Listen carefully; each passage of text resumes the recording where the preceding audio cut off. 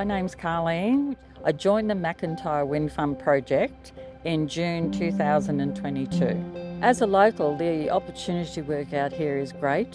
There's not much work that's here, particularly for someone my age. It's been fantastic. I have a small little farm and I need time to be able to maintain the animals. The money that I earn from the wind farm gives me the money that I can put towards all of that as well as my future. Once you see one of the wind blades go past, you think, oh my goodness, I didn't know it was that big.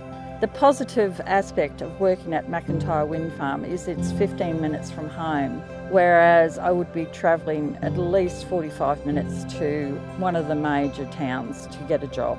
There is a lot to be said about the area. The people are lovely. Working at MacIntyre Wind Farm has given me the work-life balance that I wanted.